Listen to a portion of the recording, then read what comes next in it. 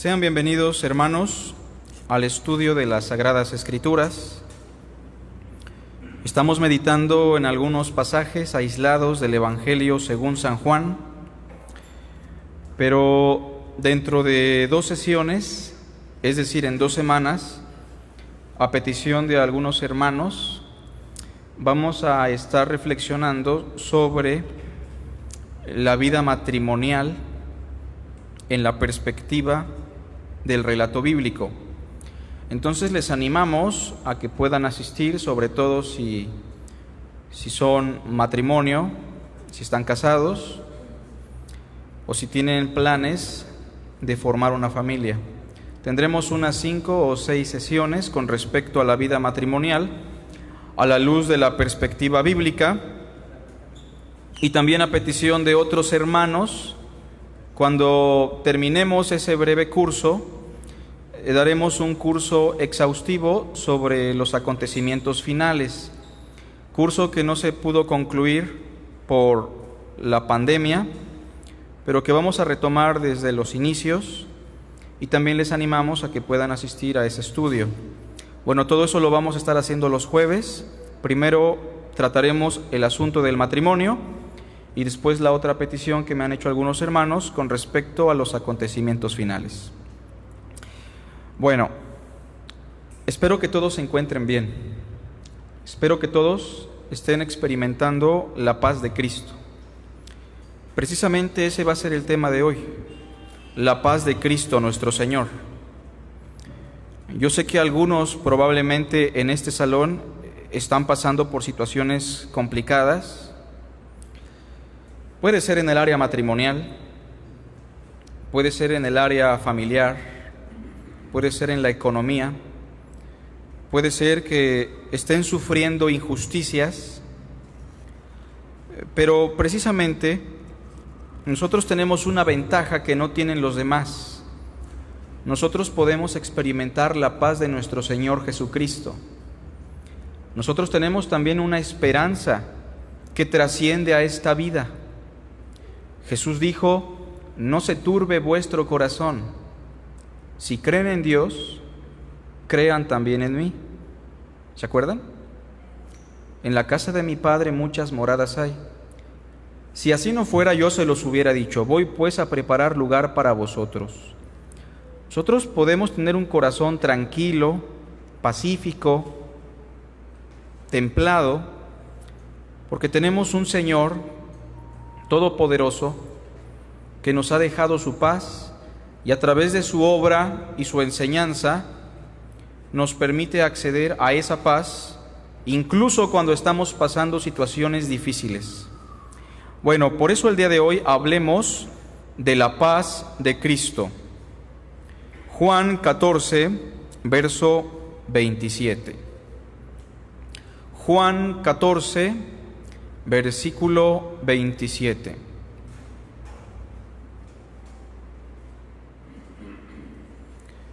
La paz os dejo, mi paz os doy. Yo no os la doy como el mundo la da. No se turbe vuestro corazón, ni tenga miedo. Repito, la paz os dejo, mi paz os doy. Yo no os la doy como el mundo la da. No se turbe vuestro corazón, ni tenga miedo. Debieron ser palabras muy profundas, y son palabras muy profundas, pero que tuvieron una intención específica: darle paz a 12 hombres pecadores que estaban a punto de experimentar una angustia tremenda. Ellos iban a experimentar y a ser testigos de la muerte de su Señor, y ellos van a quedar a expensas de un mundo perverso, van a quedar a merced de un sistema pecaminoso que está gobernado desde una perspectiva por el maligno, como dice Juan. El mundo está bajo el maligno. Y el capítulo 14, 15 y 16, que es el sermón del aposento alto, tiene como finalidad preparar instruir a los 12 para que puedan caminar en este mundo de la manera más correcta. Y parte de la instrucción tiene que ver con la experiencia o la experimentación de la paz. Sin embargo, al rascar un poco más sobre el asunto de la paz mesiánica o la paz de Cristo, tenemos que mencionar algunos aspectos. En primer lugar, vamos a charlar sobre la expectativa judía sobre la paz del Mesías. La expectativa judía sobre la paz que iba a traer el Mesías. Entonces vamos a charlar sobre la expectativa mesiánica en relación a la paz que tenían los judíos. Los judíos pasaron por una época gloriosa bajo el reinado de David y bajo el reinado de Salomón. Si usted ha leído los libros de Samuel, los reyes o las crónicas, se dará cuenta que la mejor época fue la de David y la de Salomón. En el tiempo de David, el pueblo recibió muchas victorias. Tenían a un rey conforme al corazón de Dios, que obviamente era imperfecto, era pecador, y que no podía brindarles la paz que ellos necesitaban. Bueno, pero llega Salomón, y Salomón sí les brinda una paz terrenal, porque se nos dice en el texto bíblico que en el reinado de Salomón nunca hubo guerra. Aparte, la plata y el oro se amontonaban en Israel. Aparte, proliferaba la literatura, la poesía, la sabiduría. Había una multiplicación de sabios en Israel. En ese sentido, bajo esos dos reinados, se empezó a forjar una expectativa en la mente y en el corazón del judío, ¿se entiende? Puesto que Salomón nos dio paz, puesto que Salomón nos dio riqueza, puesto que Salomón exaltó a Israel como la acrópolis del mundo, cuando venga el Mesías, bajo esa lógica, tendrá que traernos una paz incluso superior, pero desde una perspectiva meramente terrenal. Y entonces, cuando ellos leían los textos proféticos sobre la paz mesiánica, los interpretaban a la luz del reinado de David y a la luz del reinado de Salomón. Sumado a eso, que el pueblo israelita estuvo experimentando constantemente la subyugación y la guerra de otros imperios, como fueron los babilonios en el 605 a.C. Esperaban que el Mesías trajera una paz de tal forma que los quitase de esa subyugación. Después, en el 539, llegan los medo-persa y los siguen subyugando. Después, en el 333, llegan los greco-macedónicos, comandados por Alejandro el Magno, y siguen esclavizados, siguen cautivos a la voluntad de otro reino. Y por último, llega un imperio feroz, que fue el imperio romano, y los doblega por completo. Y estando bajo el imperio de los romanos, la dinastía de David estaba humillada por completo. Fue en la peor época en la que nace nuestro Señor, nuestro Mesías, nuestro Rey, que según los escritos proféticos nos iba a traer paz. Entonces es muy normal que los judíos rechacen de lleno a este Mesías, puesto que no cumple con su expectativa, puesto que no reúne los requisitos de su perspectiva, puesto que no satisface sus necesidades con respecto a lo que es la paz desde su cosmovisión. Veamos algunos ejemplos en el Antiguo Testamento. Isaías, capítulo 9,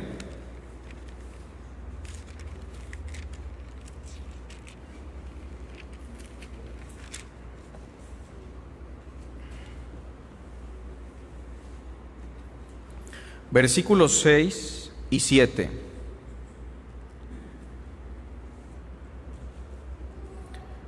Porque un niño nos es nacido, hijo nos es dado, y el principado sobre su hombro, y se llamará su nombre admirable, consejero, Dios fuerte, Padre eterno, ¿qué dice después?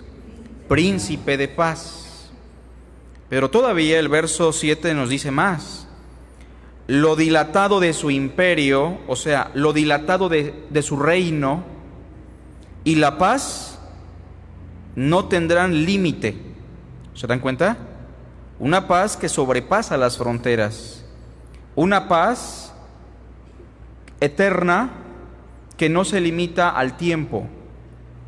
Pero hace énfasis Isaías que eso se da sobre el trono de David. Por eso les decía que el arquetipo que tenían los judíos sobre el reino y sobre la paz mesiánica era David y Salomón. Y sobre su reino, disponiéndolo y confirmándolo en juicio y en justicia desde ahora y para siempre. El celo del Señor de los ejércitos hará esto. Obviamente que todo judío interpretaba este pasaje como, pues cuando venga el Mesías nos va a traer paz y de seguro le va a volar las cabezas a todos los babilonios, a los griegos o a los que nos estén subyugando a la manera de David. De seguro que su riqueza va a proliferar incluso más que la riqueza del rey Salomón. Sin embargo, Cristo hace declaraciones muy impactantes, como cuando dijo: he aquí uno más grande que el mismo Salomón.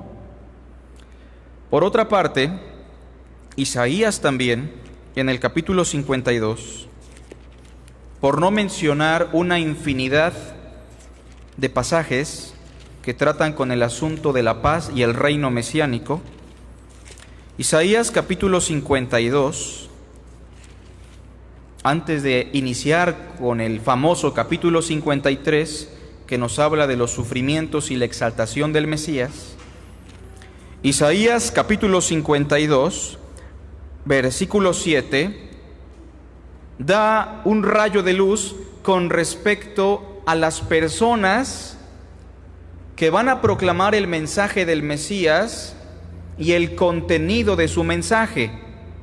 Vean, cuán hermosos son sobre los montes los pies del que trae alegres nuevas. El mensaje del Mesías será un mensaje de alegres nuevas, de buenas noticias, del que anuncia la paz. Ahí está el elemento de la paz. El mensaje del Mesías es un mensaje de paz. Del que trae nuevas del bien, del que publica salvación, del que dice a Sión: tu Dios reina. Es un mensaje de salvación, es el mensaje del reino.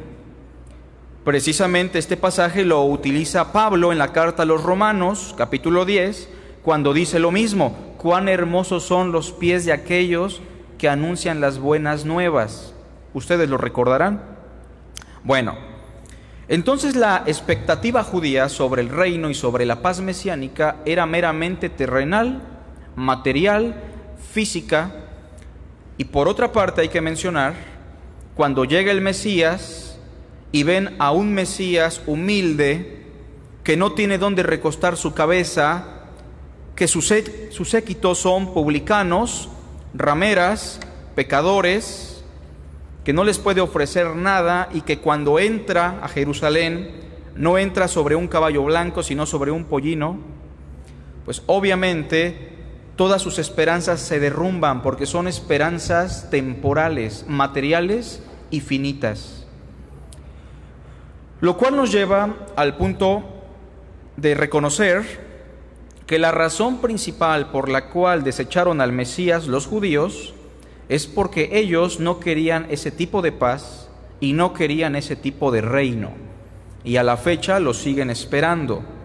Es lamentable también mencionar que muchos cristianos de hoy día tienen la misma postura que tienen los judíos con respecto al reino y con respecto a la paz. Esto es muy grave porque distorsiona a nuestro Señor y su mensaje, de tal forma que se dice: el Mesías vino, pero aún falta que traiga su reino y su paz. Bueno, eso es una herejía. Sea como sea, está negando el mensaje medular de nuestro Señor, el Salvador Jesucristo. Entonces, punto número 2. Hablemos ahora de la explicación de Cristo sobre la paz mesiánica. ¿Quién nos puede explicar mejor el concepto de la paz mesiánica sino el mismo Jesús? ¿Estamos de acuerdo con eso? ¿Quién mejor nos puede explicar el asunto del reino, el asunto de la paz, sino el mismo Señor Jesucristo? Ahora, todo lo que encontremos en el Antiguo Testamento y en el Nuevo Testamento sobre la paz, sobre el reino, sobre el Mesías, tiene que ser interpretado a la luz de las palabras de Cristo. Ese es un principio de hermenéutica muy fundamental. El cimiento de los profetas y el cimiento de los apóstoles es Cristo. De manera que lo que ellos enseñan no puede ser contrario a lo que su maestro les enseñó. Así que antes de examinar Miqueas, Isaías, Apocalipsis o cualquier otro pasaje que trate sobre la paz o el reino mesiánico, escuchemos a nuestro Señor claro y fuerte. Veamos. Primero, Cristo explica que su paz no es una paz a la manera de este mundo. ¿Recuerdan el texto que leímos al principio? Yo no os la doy como el mundo os la da. Pero todavía Cristo va a ser más enfático en que su paz no es una paz a la manera del mundo. Vean Mateo, por favor.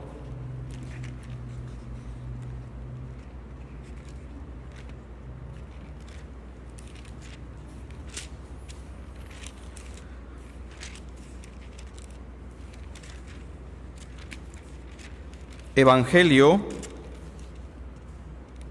según Mateo.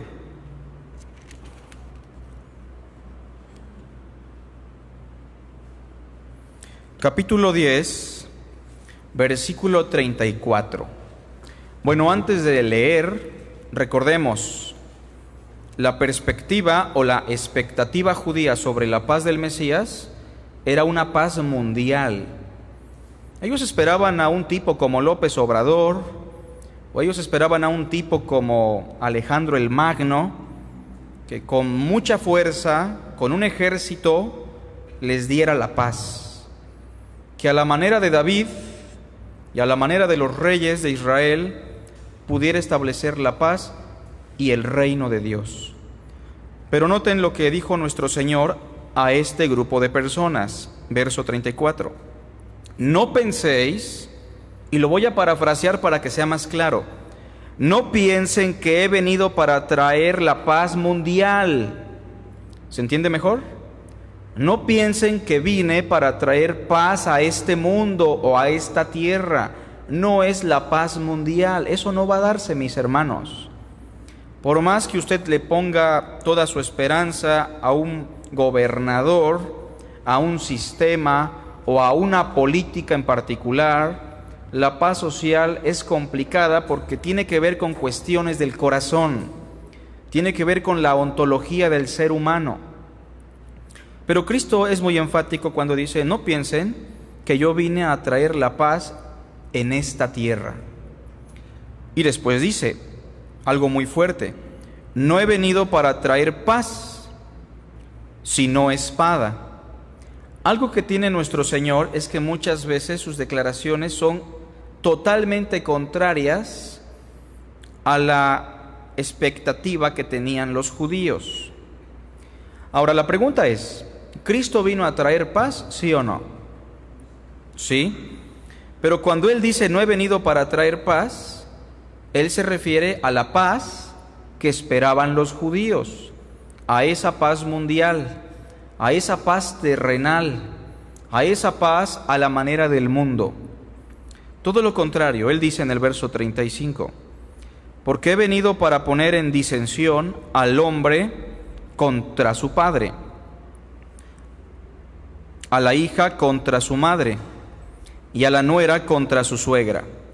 Y los enemigos del hombre serán los de su casa. Es una paradoja interesante. Hace 8 días hablábamos del paradójico proceder de Cristo. Y es que curiosamente, cuando Cristo nos permite experimentar la paz, a la par experimentamos la disensión, la guerra, el disturbio, incluso desde el núcleo familiar. 2 personas que son pareja y tienen conflicto por causa de Cristo, una hija y una madre que tienen conflicto por causa de Cristo, la nuera contra la suegra que tienen conflicto por causa de Cristo. Ahora, Cristo no está diciendo algo nuevo. Si buscan Miqueas 7:6, por favor.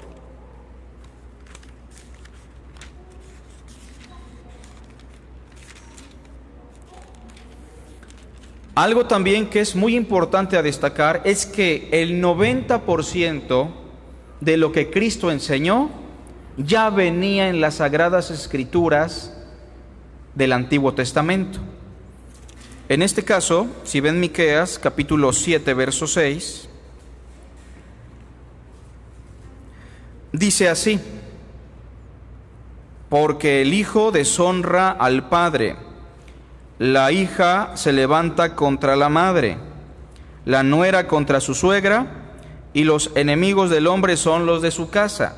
¿Sí notamos cómo Cristo está citando a Miqueas? Verso 7: mas yo el Señor miraré, esperaré al Dios de mi salvación, el Dios mío me oirá. Entonces creo que hasta este punto es claro que en la explicación de Cristo, Él no vino a traer la paz mundial. Es más, nuestra esperanza no puede estar enclaustrada en este mundo, puesto que Él dijo: no se turbe vuestro corazón, porque en la casa de mi Padre muchas moradas hay. Hablaremos después de ese asunto en particular, pero primero recordemos, no es una paz a la manera del mundo. Otra cosa a destacar es que Cristo enfatiza que su paz es una paz dirigida al corazón. Y en segundo lugar, es una paz dirigida al corazón. En otras palabras, es una paz interna, es una paz espiritual, es una paz que se experimenta de manera personal y ontológica, es decir, en el corazón. ¿Recuerdan el pasaje que leímos? La paz os dejo, mi paz os doy. Yo no se las doy como el mundo se las da. No se turbe vuestro corazón. Es una paz dirigida al corazón. Y después dice, ni tengan miedo. Yo no sé qué pueda estar pasando usted de manera personal. Hay cosas que nadie va a comprender. Hay cosas que usted no va a poder entender, pero sea lo que sea que usted esté experimentando, sea dolor, tragedia, enfermedad, disensión en su familia, en su casa, Cristo le dice que usted puede experimentar la paz en su corazón y le alienta diciendo, ni tengas miedo, no debe de temer. Usted debe experimentar esa paz que sobrepasa todo entendimiento. Se puede estar muriendo de cáncer y puede experimentar la paz. Se puede estar derrumbando su familia y usted puede estar experimentando la paz. Se puede destruir esta iglesia, pero podemos experimentar la paz. Si somos hijos de Dios, tenemos la capacidad por el Espíritu de Dios de experimentar la paz de Cristo en medio de la tribulación, en medio de la adversidad. Pero noten en Juan 14 cómo Cristo enfatiza el asunto de que la paz es una paz dirigida al corazón. Juan 14:1. Imagínense cómo estaban los discípulos del Señor. Ellos pensaban terrenalmente, hermanos, porque no siempre estaban llenos del Espíritu o dominados por la fe. Si Él nos deja, seguro que los otros nos van a perseguir y nos van a matar. O sea, de entrada, nosotros somos apóstatas del judaísmo. De entrada no podemos acceder a la sinagoga y de entrada somos herejes en medio de una gran multitud. Si Él nos deja, vamos a sufrir muchísimo. Y el Señor les dijo con toda certeza que así va a ser. Llegará la hora cuando quien los mate pensará que rinde servicio a Dios. Los van a azotar, los van a matar, los van a perseguir. Pero les digo esto para que cuando llegue el momento se acuerden de que ya se los había dicho. Ahora en el verso 1 les dice, bueno, en medio de todo esto, no se turbe su corazón, no tengan temor en el interior, no se inquieten en su corazón. Si creen en Dios, creed también en mí. Ahora, lo que sigue después tiene que ver con la esperanza de la resurrección. Tiene que ver con la esperanza de la eternidad. Aun cuando en esta vida te maten, aun cuando en esta vida te menosprecien, aun cuando en este mundo seas maltratado y pases y experimentes el sufrimiento, en el verso 2 dice, en la casa de mi Padre muchas moradas hay. Es una figura que alude al hecho de que esa realidad trascendental que vulgarmente llamamos cielo es un lugar donde muchos pueden habitar. No dice en la casa de mi Padre muchas moradas habrá, dice muchas moradas hay. Es una realidad en la esfera de lo trascendental. Si así no fuera, yo os lo hubiera dicho. Voy pues a preparar lugar para vosotros.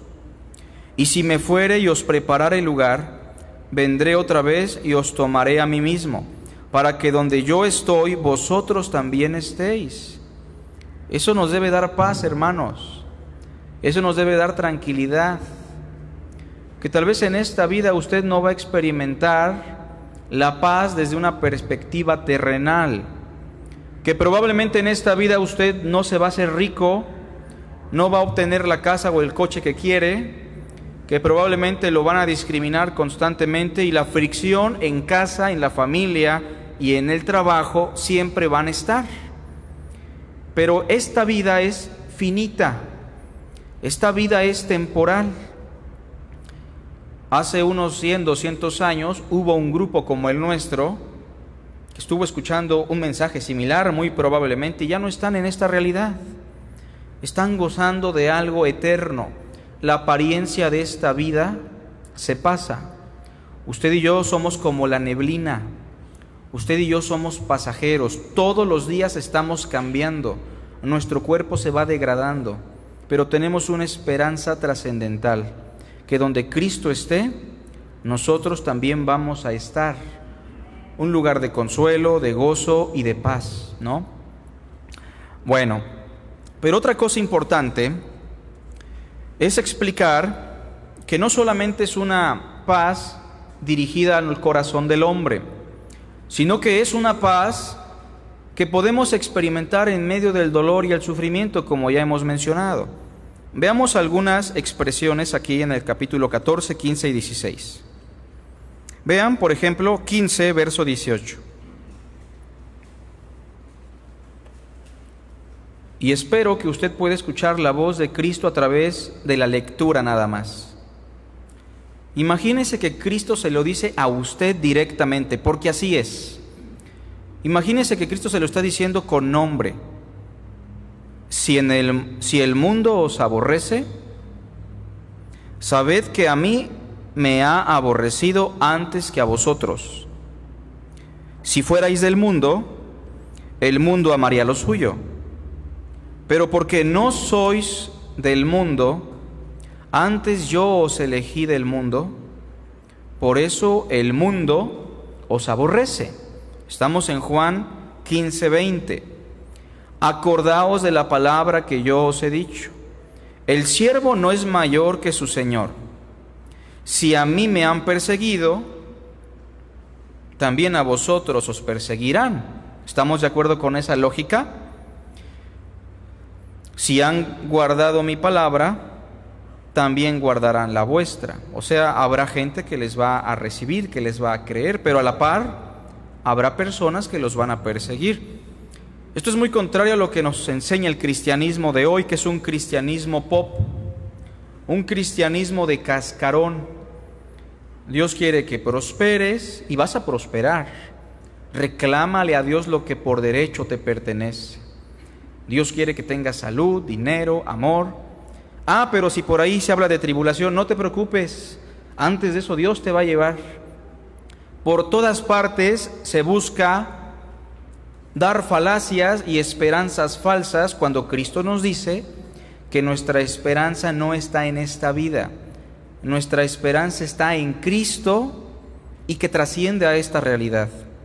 Verso 21, mas todo esto os harán por causa de mi nombre, porque no conocen al que me ha enviado. Si yo no hubiera venido ni les hubiera hablado, no tendrían pecado, pero ahora no tienen excusa por su pecado. El que me aborrece a mí, también a mi Padre aborrece. Si yo no hubiese hecho entre ellos obras que ningún otro ha hecho, no tendrían pecado, pero ahora han visto y han aborrecido a mí y a mi Padre. Por esto es para que se cumpla la palabra que está escrita en su ley: sin causa me aborrecieron. Pero cuando venga el Consolador, a quien yo os enviaré del Padre, el Espíritu de verdad, el cual procede del Padre, Él dará testimonio acerca de mí. Y vosotros daréis testimonio también, porque habéis estado conmigo desde el principio. 16:1. Estas cosas os he hablado para que no tengáis tropiezo. Os expulsarán de las sinagogas, y aún viene la hora cuando cualquiera que os mate pensará que rinde servicio a Dios. Y harán esto porque no conocen al Padre ni a mí.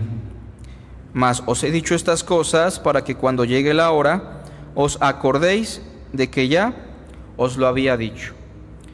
Vean entonces el mensaje del Señor. Ustedes van a testificar, el Espíritu a través de ustedes, pero sin causa también los van a aborrecer. Los van a odiar. O sea, ser cristiano es una invitación a tener una vida llena de gozo, de paz, de amor, en medio del odio y la persecución en esta vida. Por causa de ti somos muertos todo el tiempo. Somos contados como ovejas que van al matadero. Pero ¿cómo es posible que Silas y Pablo, después de estar encarcelados en Filipo, en el cepo, humillados y azotados, puedan cantar himnos y aún se den el tiempo para evangelizar a los presos y a un carcelero en particular? ¿Cómo lo hacen? Bueno, es que el príncipe de paz en su espíritu mora en ellos. Usted puede experimentar esa paz. Y por último, Cristo nos dice que esa paz se origina en su obra y en su enseñanza. Usted no espere experimentar la paz de Cristo si solamente asiste a la iglesia una vez al mes, o si solo abre la Biblia cuando lo visita un hermano o el pastor. No espere experimentar la paz si su tiempo, su fuerza, su cuerpo, su vida la invierte en cosas de esta vida. Siempre va a estar sufriendo y sin experimentar la paz. Pero si usted quiere experimentar la paz, es necesario que busque de Cristo Jesús, aún como creyente, que usted eche mano de las enseñanzas de Cristo. El Señor dijo: aprendan de mí. ¿Se acuerdan? Que soy manso y humilde de corazón. ¿Y qué vamos a encontrar? Y hallarán descanso, hallarán paz para su alma.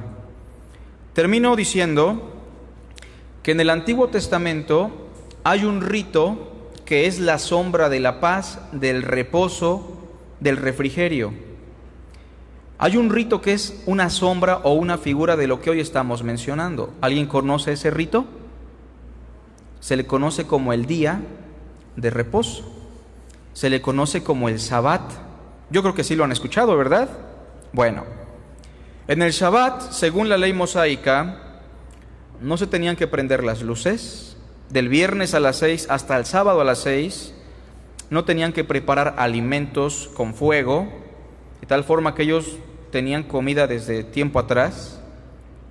Tenían que caminar ciertos pasos, ya incluso la tradición de los ancianos intervino, porque estaban conmemorando la creación, porque estaban adorando a Dios y estaban reposando en ese día.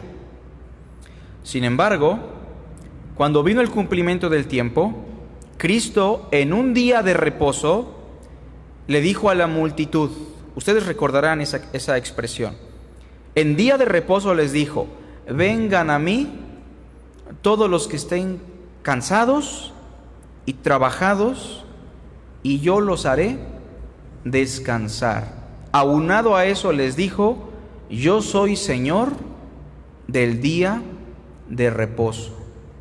Y Hebreos capítulo 4, por ejemplo, hace mucho énfasis en que ese reposo sigue abierto para que todo aquel que acceda lo experimente.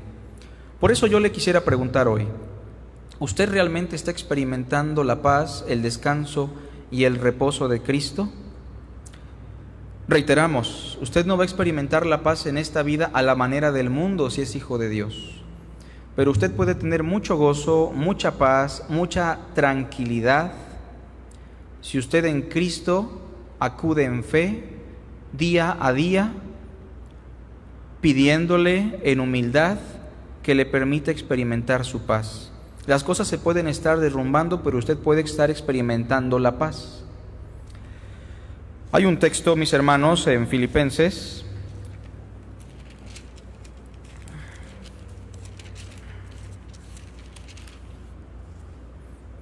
capítulo 4, que nos da una instrucción para que podamos experimentar la paz. Dice así el capítulo 4, verso 4. Ahora, me gustaría mencionar que la carta de Filipenses, juntamente con Efesios, Colosenses y Filemón, se conocen como cartas de la prisión. Son cartas escritas por Pablo desde la cárcel y en una época en la cual muchos hermanos estaban encarcelados con él y sufriendo bastante. Pero curiosamente el tema central de Filipenses es el gozo. Yo creo que se han dado cuenta de eso, si lo leen, es el gozo. Y en el verso 4 dice, regocijaos en el Señor siempre.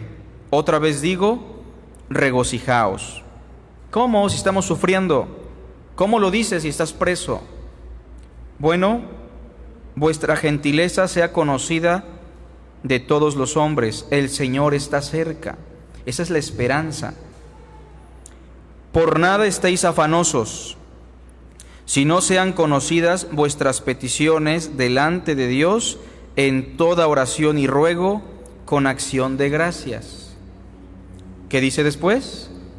Y la paz de Dios, que sobrepasa todo entendimiento, guardará vuestros corazones, una paz dirigida al corazón, ¿se acuerdan? Guardará vuestros corazones y vuestros pensamientos en Cristo Jesús. Por lo demás, hermanos, todo lo que es verdadero, todo lo honesto, todo lo justo, todo lo puro, todo lo amable, todo lo que es de buen nombre, si hay virtud alguna, si algo digno de alabanza, en esto pensad.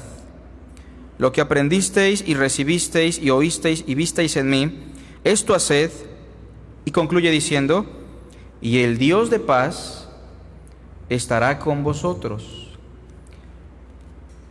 Vuelvo a explicar que yo no sé lo que usted está experimentando, pero yo no le puedo ayudar. No le puedo dar más de lo que he dicho hoy. Busque a Cristo. Dígale, yo quiero reposar, yo quiero descansar una vez más en tus brazos. Yo necesito que lleves la carga conmigo, Señor.